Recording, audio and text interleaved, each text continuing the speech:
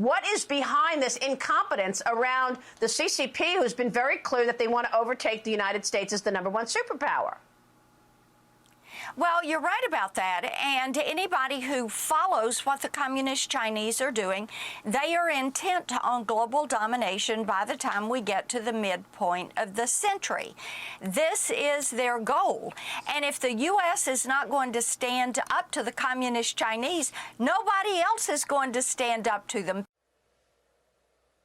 That was Tennessee Senator Marsha Blackburn on this program last Sunday with a warning about China. And now the Chinese Minister of Defense has signed an agreement with his Russian counterpart to strengthen their military cooperation, pointing to the U.S. flying more bombers near their shared border.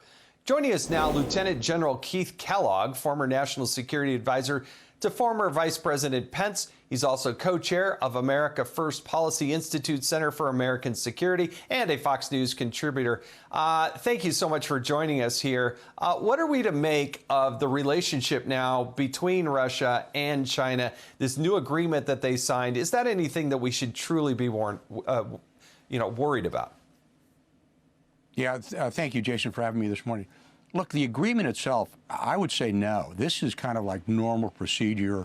This is the way it kind of goes forward with those two nations working side by side with two authoritarian leaders. Here's the real issue. What this issue shows is a complete lack of respect for the President of the United States and the United States of America. They're trolling the President of the United States. That's what this thing should concern everybody about. Look, presidents set patterns of decision-making and how they're going to react to crisis situations. President Biden has shown that what he did with Afghanistan when he was with the previous administration, what they did with Crimea, going back to what he did when he recommended we don't even go after Osama bin Laden, when he was in the Situation Room with President Obama. Look, he set a pattern of indecision or no decision at all, and they're going to exploit that. And this is one way for them to do it. They're kind of trolling the United States. That should be the biggest concern, not a defense agreement going forward, because that happens all of the time. What should concern Americans is, does this president and does this administration and do his national security advisors have the will if something happens in the Far East, especially when it comes to Taiwan, with China pushing really hard on Taiwan? Are we going to do anything, or we're just going to say, okay, well, that's going to happen, and there's nothing we can do about it? Jason, that's my biggest concern. Well, it should be a concern. We don't even protect our own borders, let alone do they have the confidence that we're going to protect the Taiwanese borders? This idea that we were flying bombers near their border as a pretext for this agreement, I mean, that's commonplace as well, isn't it?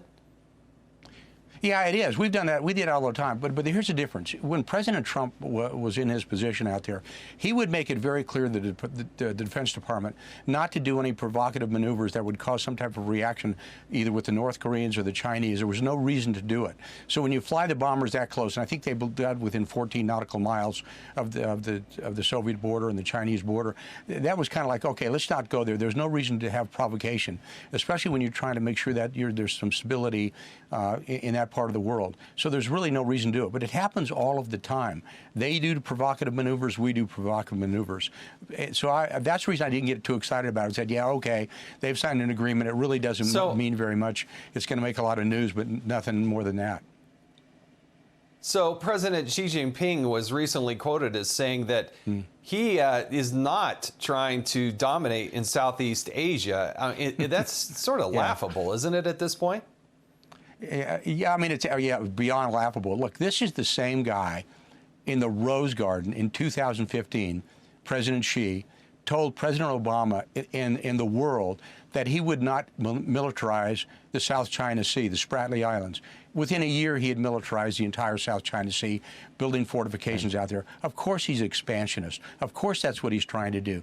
The South China Sea is important to the United States because of all the sea lanes of commerce that go through there. And he's just expanding his geographical reach. So he's done it there. He's watching what happens with the rest of the world. Then he's going to push on Taiwan. He is a very authoritarian leader. He's got a plan that goes long range, not 2 years or 4 years, but 10, 15, 20 years. Look, he's going to be elected, and I use that word very with a little bit of caution, for his third term. Nobody's ever been given a third term of his Chinese leader. He's going to get that because he's an expansionist leader, and we should be aware of that. And the first place he's going to expand to is Taiwan after this. The U.S. and other world leaders meeting in Vienna tomorrow to resume talks with Iran on restoring the 2015 nuclear deal. But some critics have low expectations, particularly after a UN atomic watchdog was denied access to a plant that makes equipment for Tehran's nuclear program. We're back with Lieutenant General Keith Kellogg. General, thank you for joining us. You know, some things matter and some things matter a whole lot. Iran with nuclear weapons matters a lot. This idea that we would re-enter this agreement with Iran, what's your take on that? Yeah, it's not going to happen, and the Iranians know that, and we should know that as well. Look, they're heading towards a breakout, Jason. I think it's a matter within a year they're going to have a breakout. When this plan was first put in place, and remember, it wasn't a treaty, it was a plan, it was going to expire in 2025 anyway. And that's the reason why President Trump pushed so hard to renegotiate the deal to make it a permanent deal, because if you got to 2025, the chance of a breakup was very high. But they're heading there right now. When you just made a comment a minute ago, and that was a comment that Director General Grossi from the IAEA, the International Atomic Energy Agency, made, that they're heading towards a breakout. He knows they're not allowing anybody to inspect their facilities, primarily at Fordo, which is really kind of where they're developing the capability to develop a nuclear weapon. And when we talk about a breakout, that's the ability to develop a nuclear weapon in a certain amount of time out there. And they're enriching uranium well beyond what we had in 2015, which was 4 or 5%. They're at 60% enrichment of uranium. You get to 90%, you're at a weapons grade enrichment. And that's where they're heading to. So they're just going to keep talking, keep pushing it a little bit. And we're going to find that within about a year, there's a breakout, and there's nothing we're going to do about it. Now you've got a destabilized Middle East with nuclear weapons. That's what President Trump was so concerned about. And the same team that's sitting there is the same team that Obama had when they originally set up the deal, with Malley working it. And remember, two of the parties that are working this deal are the Russians and the Chinese. They're no friends of ours. So I think this is just there's a lot of talk. It's not going to go anywhere, and we're heading towards breakout. Well, the Israelis are friends of ours. Look at this from this quote from a senior Israeli official. Israel's very concerned that the U.S. is setting the stage for what they call a less for less agreement. Such an agreement would be just devastating to the United States. He goes on there saying detrimental and would only benefit the Iranian regime. It would be an enormous gift to Iran's new radical and IRGC affiliated regime. Who else is going to push back on this other than the U.S. and Israelis? No one. No one out there is going to do it at all. Not anybody going to be doing the negotiations. And look, people need to remember that Iran is considered a state sponsor of terrorism. That was from our Department of State. They're only one of 4 countries that were designated. When Prime Minister Bennett was here from Israel, when talked to Trump, correction, I'm sorry, Freudian slip there, when he was talking to President Biden, I'm sure that issue came up on what were they going to do about the breakout of Iran. And again, it was just like they're whistling past the graveyard, because the Israelis cannot do it without United States support on pushing back on Iran. And when Iran gets a nuclear weapon based on their missile capability, which is enormous, they've got the largest missile force in the Middle East. You're just marking time till they have a nuclear weapon and a deliverable nuclear weapon in the Middle East, which just causes tremendous destabilization. And my concern is that it's almost like nobody really cares about it. We cared about it. President Trump cared about it. And that's the reason we pushed so hard to renegotiate the deal. So, General, real quick on Russia, they seem to be amassing some troops there on the border with Ukraine. How imminent is that threat on taking over either part of Ukraine or all of Ukraine? Great question, because it's part or all. They're not positioned with troops to task there to take all of Ukraine. They're just not. Look, it took 400,000 troops to take Czechoslovakia in '68, but it only took about 70 to 80,000 if they wanted to take, like, Crimea, or when they went into Georgia in 2008. They've got enough troops there to take the Donbass region if they want to take it.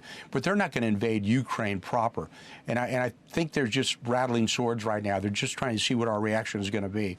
And really, to me, Jason, my concern is this is a European issue. And I don't know why the Europeans are not pushing back more. Ukraine's not a NATO country. Yeah. And so an attack on one does not mean attack that we're going to support any type of response against Russia. But they're testing us, and they're continuing to push us. Putin knows that. I've been in conversations with presidents and Putin, and he knows exactly what he's doing. Well, and they have experience with Joe Biden, and Joe Biden doesn't push back very often. So you can see their attitude and approach to that, let alone talk about the pipeline and everything else we've already handed these people. We lost our leverage. All right, Lieutenant General Keith Kellogg, thank you so much for joining us on Sunday Morning Futures. Hi, everyone. I'm Brian Kilmeade. I want you to do me a favor. I want you to click to subscribe to the Fox News YouTube page. This is the only way that I know for sure that you're not going to miss any great commentary, any great news bites, any great interviews coming your way on Fox. You can get it all here on YouTube. So subscribe right now.